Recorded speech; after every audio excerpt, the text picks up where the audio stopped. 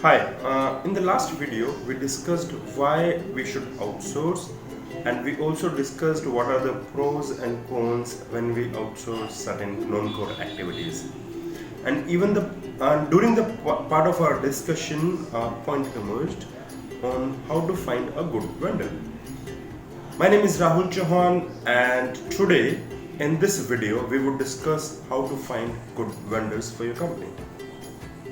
So let's first understand, why do you need vendors and who are those people? So you need vendors to outsource certain non-core activities which you should not be taking in your own organization because it's not you are specialized at. And why do you need vendors? You need vendors so that those people can work for you. Now they can work for you at their own premise, or they can work at your own premise, but they are not part of your own organization. They are basically a third party people, and they work basis the project which you have shared with them. Now the question arises कि हम लोग इन vendors को कहाँ ढूंढ सकते हैं? Where you can find those vendors? So you can find those vendors in events, trade shows, exhibitions, industry events especially. और मेरा recommendation है that you should attend those events and trade shows as a attendee, so that you can just figure out which can be the best people to work for you. The second step in this is that you can ask in your own network. अब ये network हो सकता है आपका business network हो, personal हो, professional हो. Now this can be your network group wherein it's from business group, school group, college group, or even family group, because आपको नहीं पता, you don't know in your family member or in your nearby relatives who knows whom. So this is one of the great connects where it can help out for you. और मुझे भी काफ़ी अपने family group से अच्छे connects मिले हैं. Then you can also speak to certain professional groups like TIE. I'm a part of TIE. I'm a charter member with TIE, NASCOM, even BNI. So these are where you can ask in your own network to get a good vendor. Then you should be asking for referral, that what the kind of person you are actually looking forward for. So if you need someone who is specialized for digital marketing, so ask for digital marketing. If it's a generic, normal PR person, so you should actually know at your end that you need to have that particular ask as a referral for you and get connects accordingly.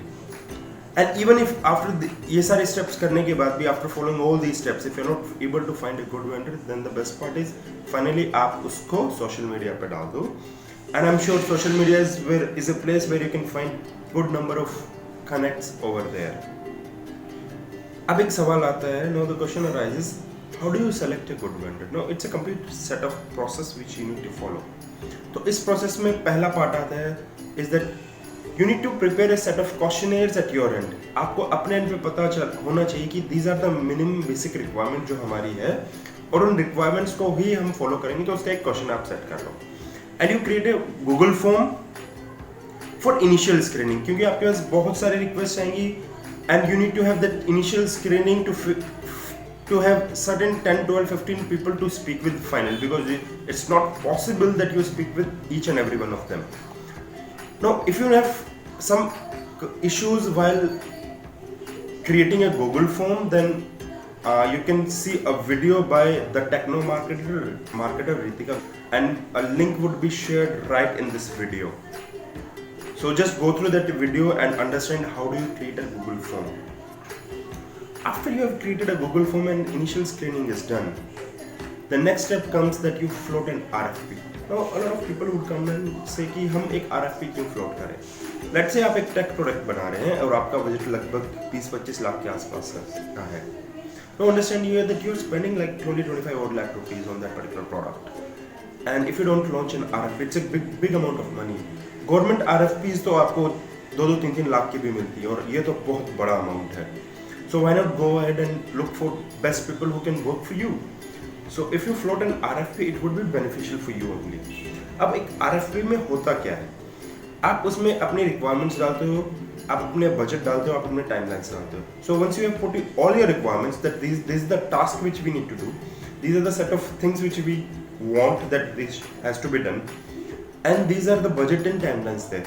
So on basis that you will receive a lot of queries from those vendors, prospective vendors, right?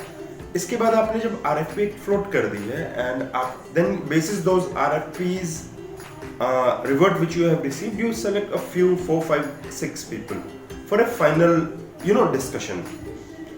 My recommendation is that जब आपने उन कुछ लोगों को 3, 4, 5 जो भी हैं उनको सेलेक्ट किया है, you give them a small task.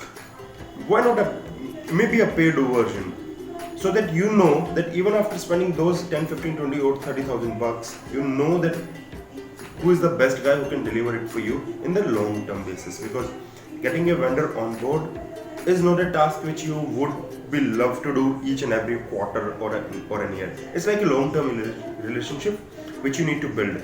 My own vendors have been working with me for like last 3.5, 4 years since the time I have started my business. So stick to one vendor, and getting that particular one vendor is a job which you should do in a perfect way. Once they have done the small work, there is a high probability that few of them may just leave the project and move out because they would feel that there's not something they would be able to deliver. Now you have got very few 2-3 people remaining, and of those 2-3 people you need to review their work, and then you continue and finalize one vendor. Now here comes a lot of negotiation, so you have to play a bigger role in terms of your negotiating skills here.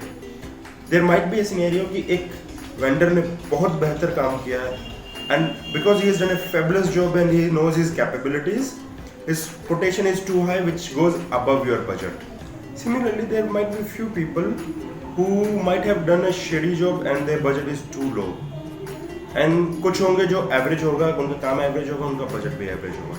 Now यहाँ पे आपका एक बहुत बड़ा role है कि आप उन सब के बीच में एक बेस्ट वर्क काम करें.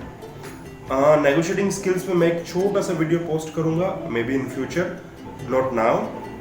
सो छोटा सा वीडियो होगा where we would be discussing on how to do negotiating skills.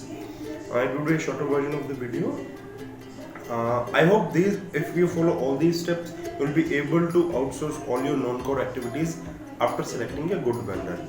Now there are certain more steps which you need to follow, but इससे पहले I would like to discuss another topic which would be in part of my next video, where I would be doing an interview with one of the startups on how they have created an asset light model.